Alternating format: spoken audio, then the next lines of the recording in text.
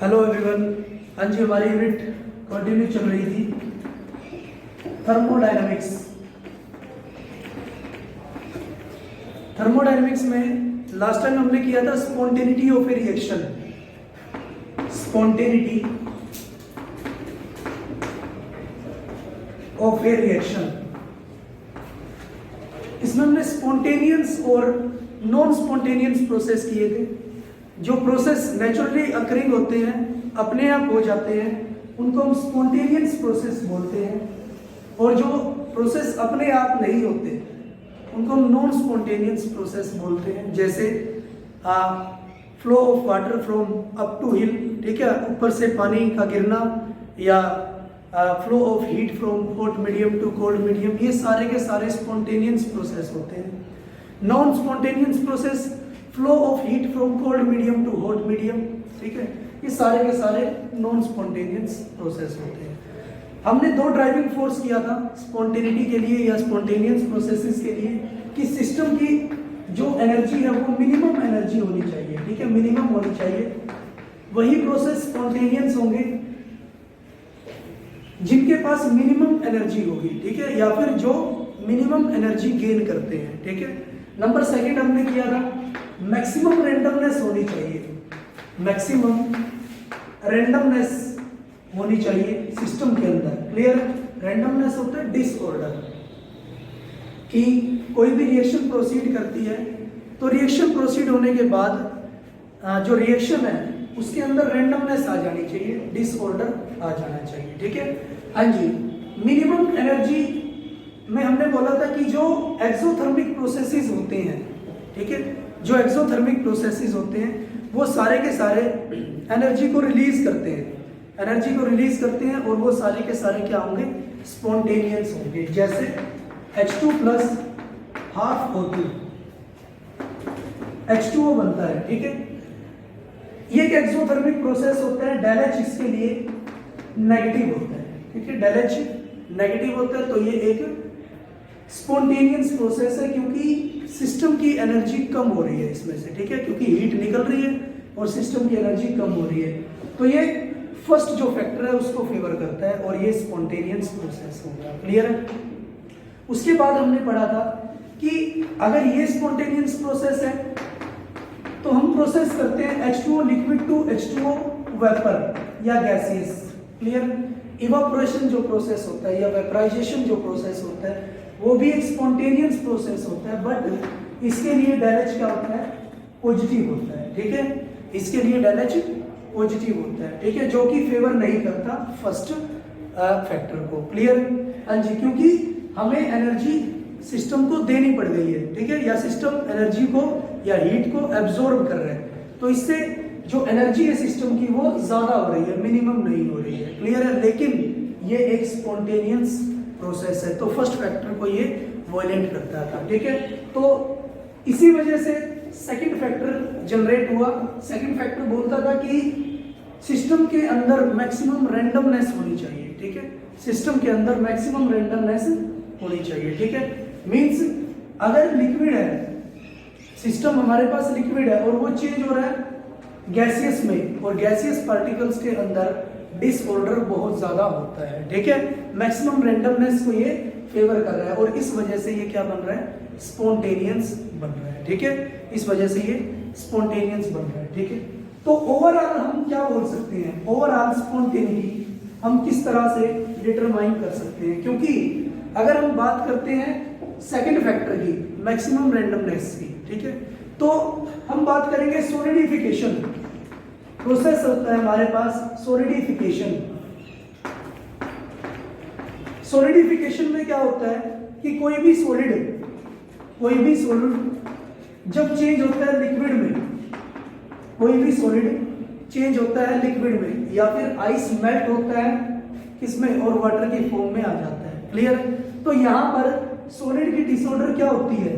कम होती है, और लिक्विड की डिसऑर्डर क्या होती है? ज्यादा होती है। ये भी इसको फेवर कर रहा है, ठीक है, ये भी फेवर कर रहे हैं।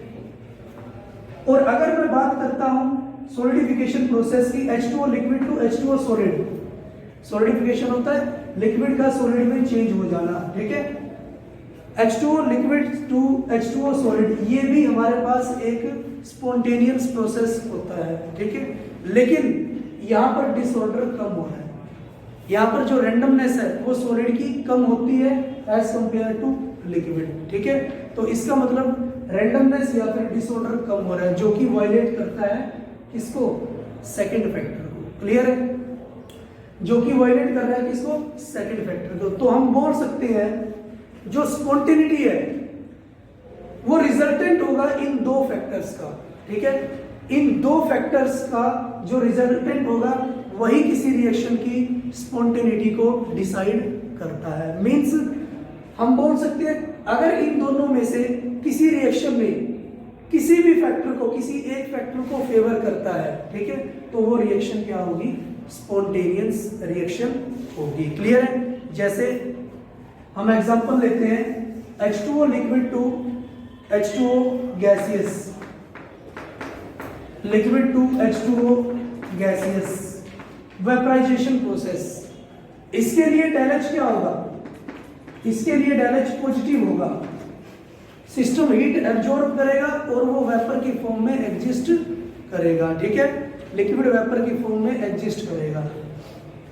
तो हम बोल सकते हैं यहां पर जो एनर्जी फैक्टर है कि सिस्टम की एनर्जी मिनिमम होनी चाहिए, एनर्जी फैक्टर को ये फेवर नहीं करता, ठीक है, एनर्जी फैक्टर को फेवर नहीं करता क्योंकि सिस्टम हीट को एब्जॉर्ब कर रहा है, ठीक है, एनर्जी ज्यादा हो रही है। लेकिन अगर सेकंड फैक्टर मैं देखता हूं, अगर मैं रैंडमनेस के फैक्टर को देखता हूं, लिक्विड चेंज हो रहा है गैसियस में और गैस की जो डिसऑर्डर होता है वो क्या होता है, ज्यादा होता है, ठीक है, गैस का डिसऑर्डर ज्यादा हो रहा है। तो मैं बोल सकता हूं कि जो रैंडमनेस फैक्टर है उसको ये फेवर कर रहा है, ठीक है। तो मतलब अगर किसी भी एक फैक्टर को कोई भी रिएक्शन फेवर करती है तो वो स्पॉन्टेनियस रिएक्शन मानी जाएगी, क्लियर है। तो ये रिएक्शन हमारे पास क्या होगी, स्पॉन्टेनियस रिएक्शन होती है। जैसे H2 प्लस हाफ O2 ये देता है हमें H2O, क्लियर है। डेल H इसके लिए क्या है, नेगेटिव। ये एक एक्सोथर्मिक प्रोसेस होता है, ठीक है। हाँ जी, हाइड्रोजन गैसियस फॉर्म में एग्जिस्ट करता है, ऑक्सीजन भी गैसियस फॉर्म में एग्जिस्ट करता है, ठीक है। यहाँ पर फॉर्मेशन होता है वाटर की, ठीक है, जो कि लिक्विड फॉर्म में है यहाँ पर, ठीक है। यहाँ पर हमने देखा जो रैंडमनेस वाला फैक्टर है, रैंडमनेस यहाँ पर क्या है, ये दोनों गैसियस स्ट्रम में है, ये दोनों गैसियस स्ट्रम में, तो रैंडमनेस रिएक्टेंट में ज्यादा है और प्रोडक्ट में रैंडमनेस कम है क्योंकि लिक्विड की रैंडमनेस कम होती है, डिसऑर्डर कम होता है, फोर्स ऑफ अट्रैक्शन उसमें ज्यादा होता है। तो यहाँ पर रैंडमनेस कम है लेकिन हमें चाहिए मैक्सिमम रैंडमनेस, तो जो सेकंड फैक्टर है उसको ये वायलेट करता है। लेकिन ये एक एक्सोथर्मिक प्रोसेस है, इसमें से हीट इवॉल्व हो रही है, हीट इवॉल्व हो रही है तो इसका मतलब हीट जो एनर्जी है वो कम हो रही है, तो एनर्जी फैक्टर को ये फेवर करता है। तो ये एक क्या है, स्पॉन्टेनियस प्रोसेस बनता है, ठीक है, ये एक स्पॉन्टेनियस प्रोसेस बनता है। जैसे decomposition of calcium carbonate, decomposition of calcium carbonate CaCO3, CaCO3 अगर मैं इसको हीट करता हूं, अगर हीट करता हूं तो इसका मतलब सिस्टम ने हीट एब्जॉर्ब की है। इस रिएक्शन के लिए डेल H क्या होगा, पॉजिटिव होगा, ठीक है, डेल H पॉजिटिव होगा। ये देगा हमें calcium oxide plus CO2 gaseous form में, ठीक है, सॉलिड फॉर्म में। हाँ जी, तो जो एनर्जी फैक्टर है, एनर्जी फैक्टर है कि एनर्जी मिनिमम होनी चाहिए रिएक्शन की, उसको ये फेवर नहीं करता क्योंकि एनर्जी को ये या हीट को ये एब्जॉर्ब करता है, ठीक है, उस फैक्टर को ये वायलेट करता है। बट रैंडमनेस अगर हम देखें, यहाँ पर ये क्या है, रिएक्टेंट की टर्म में ये सॉलिड है और प्रोडक्ट की टर्म में ये गैसियस है, ठीक है। CO2 गैस को ये रिलीज करता है और गैस की रैंडमनेस ज्यादा होती है सॉलिड से, ठीक है, सेकंड फैक्टर को ये फेवर करता है। तो ये रिएक्शन क्या मानी जाएगी, स्पॉन्टेनियस मानी जाएगी, क्लियर है। तो हम बोल सकते हैं कि कोई भी स्पॉन्टेनियस रिएक्शन या किसी भी रिएक्शन की स्पॉन्टेनिटी हम दोनों फैक्टर के रिजल्टेंट से देखते हैं, ठीक है। किसी भी एक फैक्टर को अगर कोई रिएक्शन फेवर करती है तो वो रिएक्शन क्या होगी, स्पॉन्टेनियस रिएक्शन होगी, क्लियर है। हाँ जी, नेक्स्ट हम करते हैं एंट्रोपी। एंट्रोपी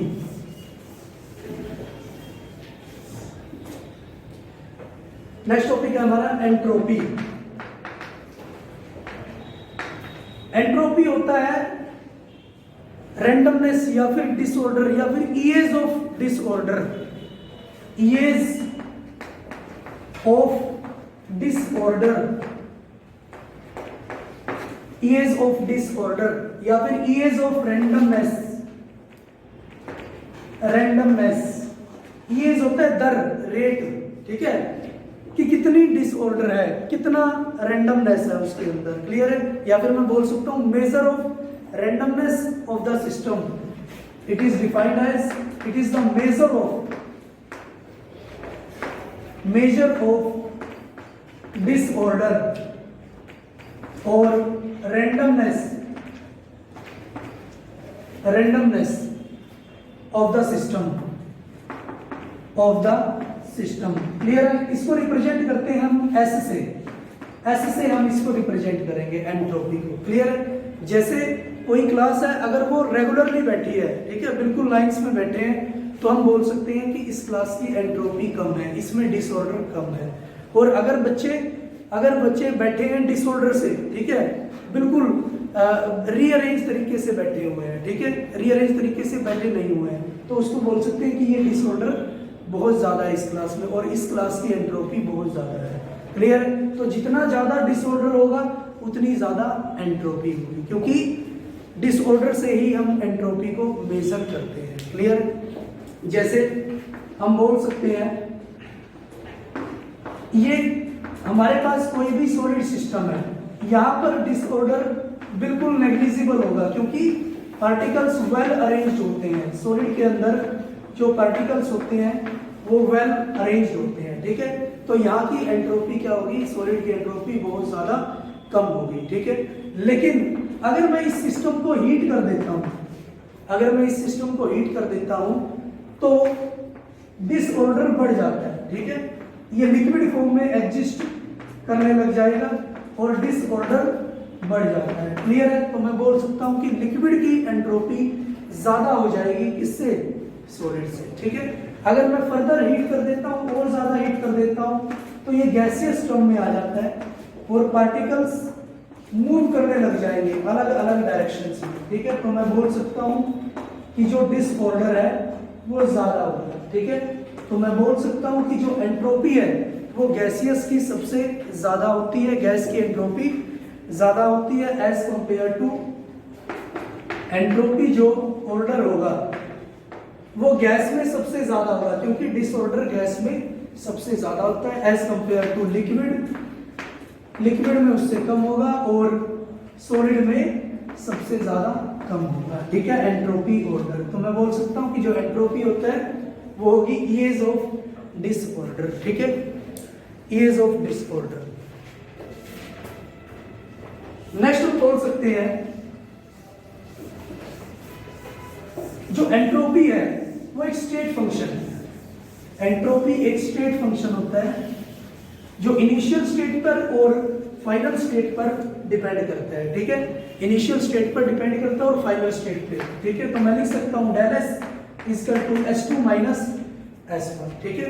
ये है final entropy, S2 means final entropy, ठीक है, या प्रोडक्ट की एंट्रोपी, और S1 है इनिशियल एंट्रोपी या फिर एंट्रोपी ऑफ रिएक्टेंट, प्रोडक्ट की एंट्रोपी माइनस रिएक्टेंट की एंट्रोपी, क्योंकि ये एक स्टेट फंक्शन है, इनिशियल स्टेट पे डिपेंड करता है और फाइनल स्टेट पर डिपेंड करता है, ठीक है।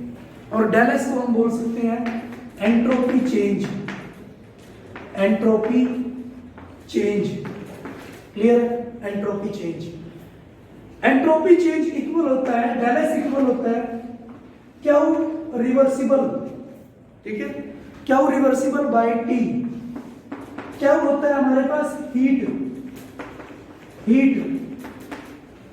Absorb by the system, heat absorb by the system, कि सिस्टम ने कितनी हीट एब्जॉर्ब की है, ठीक है। जितनी ज्यादा हीट एब्जॉर्ब करेगा उतना ही ज्यादा उसकी क्या होगी, एंट्रोपी होगी। ठीक है, उतना ही ज्यादा वैल्यू होगी उसके एंट्रोपी चेंज की। क्लियर है, जितनी सिस्टम हीट एब्जॉर्ब करेगा उसकी एंट्रोपी सिस्टम की उतनी ही ज्यादा होगी। क्लियर है, तो हम बोल सकते हैं कि जो एंट्रोपी चेंज है, एंट्रोपी चेंज है वो डायरेक्टली प्रोपोर्शनल होता है heat absorbed bye the system, और एंट्रोपी चेंज इनवर्सली प्रोपोर्शनल होता है टेम्परेचर के। मींस लो टेम्परेचर पर, लोअर टेम्परेचर पर एंट्रोपी सिस्टम की कम होती है, और लोअर टेम्परेचर पर एंट्रोपी सिस्टम की ज्यादा होती है, और हायर टेम्परेचर पर एंट्रोपी सिस्टम की कम होती है। क्लियर है, तो टेम्परेचर के तो इनवर्सली प्रोपोर्शनल है और हीट के डायरेक्टली प्रोपोर्शनल होता है। Del S equal to Q reversible by T. और मैं बोल सकता हूं या फिर इसको डिफाइन भी कर सकता हूं, entropy change is the amount of heat absorbed, entropy change या फिर del S change, del S is the amount of heat absorbed, amount of heat absorbed, क्यों रिवर्सिबल की मैं बात करता हूं, amount of heat absorbed isothermally and reversibly, isothermally and reversibly, isothermally and reversibly divided by the absolute temperature T, divided by the absolute temperature,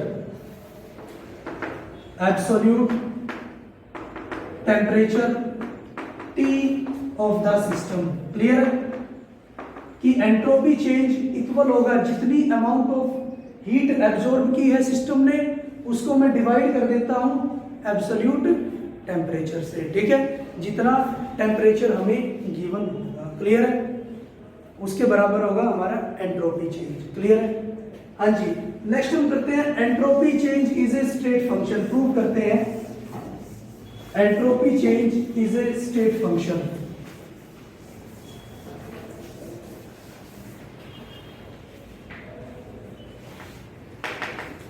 entropy change is a state function।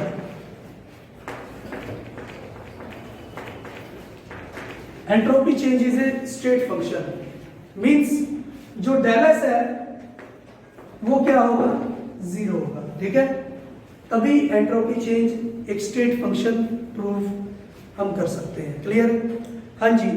मान लो एक vessel है, उसमें कोई gas present होगी, ठीक है, और वो उसको हम उस सिस्टम को हम क्या अमाउंट ऑफ हीट एब्जॉर्ब करवाते हैं। ठीक है, एक वेसल है, उसमें कोई गैस प्रेजेंट है और जो सिस्टम बना है क्या अमाउंट ऑफ हीट उसने एब्जॉर्ब की है, क्या अमाउंट ऑफ हीट एब्जॉर्ब उसने की है। क्लियर है, तो इसका मतलब जो गैस है वो एक्सपेंड होगी, then gas expands, gas expand होगी क्योंकि उसने हीट एब्जॉर्ब की है from V1 to V2। Gas expand हो गई इनिशियल वॉल्यूम V1 से फाइनल वॉल्यूम V2 तक। तो मैं बोल सकता हूं जो सिस्टम है del S entropy change of system वो क्या होगा, Q reversible by T. Q reversible by T means heat absorb की है तो मैं क्यू को क्या लूंगा, पॉजिटिव लूंगा। ठीक है, सिस्टम ने हीट को एब्जॉर्ब किया है तो हम जो क्यू है वो क्या लेंगे, पॉजिटिव लेंगे। ठीक है, नेक्स्ट हम बोल सकते हैं amount of heat lost by the surrounding या रिजर्वियर। सराउंडिंग, अगर सिस्टम ने हीट को एब्जॉर्ब किया है तो सराउंडिंग ने हीट को क्या किया है, लॉस्ट किया है। ठीक है, हीट को क्या किया है, कम किया है, क्योंकि सिस्टम ने तो एब्जॉर्ब कर लिया सराउंडिंग से, तो सराउंडिंग ने क्या किया, दे दी है सिस्टम को। तो इसके लिए जो क्या होगा, तो मैं निकालता हूं del S for surroundings del X for surroundings क्या क्या आएगा, minus Q reversible by T. ठीक है, सराउंडिंग्स के लिए हीट क्या आएगी, नेगेटिव, क्योंकि सराउंडिंग्स ने हीट दी है। ठीक है, तो मैं बोल सकता हूं total change of entropy, total change of entropy, entropy del S1, total change of entropy होगा हमारे पास del S1, del S of system, entropy change of system plus entropy change of surrounding, entropy change of surrounding. हाँ जी, system की entropy आपको दी है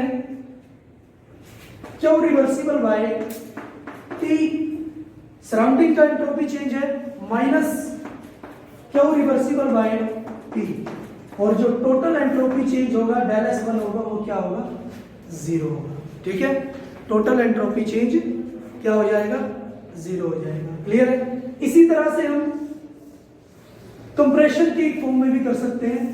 अगर कोई गैस कंप्रेस्ड होती है, अगर कोई गैस कंप्रेस्ड होती है तो इसका मतलब if any gas has been compressed, अगर कोई गैस कंप्रेस्ड होती है, ठीक है, तो इसका मतलब हीट सिस्टम ने निकाल दी है। ठीक है, तभी वो क्या होगी, कंप्रेस्ड हो जाएगी। ठीक है, एनर्जी को कम कर दिया सिस्टम ने, तो उसके लिए डेल एस फॉर सिस्टम क्या होगा, हीट गिवन आउट हो गई है, बाहर निकाल दी है, माइनस क्या रिवर्सिबल बाय टी। ठीक है, because heat is given out from system. Clear है? सराउंडिंग के केस में सराउंडिंग ने हीट को एब्जॉर्ब किया है, तो मैं लिख सकता हूं उसके लिए जो डेल एस होगा, उसके लिए डेल एस होगा वो क्या होगा, पॉजिटिव, क्या रिवर्सिबल बाय टी। तो total change del S to equal to होगा del S system plus del S surrounding. Clear है? और जब मैं वैल्यू पुट करूंगा तो डेल एस टू क्या हो जाएगा, 0 हो जाएगा। ठीक है, तो इससे प्रूव होता है कि जो हमारे पास टोटल एंट्रोपी चेंज होगा वो क्या होगा, 0 होगा, और एंट्रोपी चेंज एक स्टेट फंक्शन होगा। ठीक है, तो आज के लिए इतना ही। Thank you for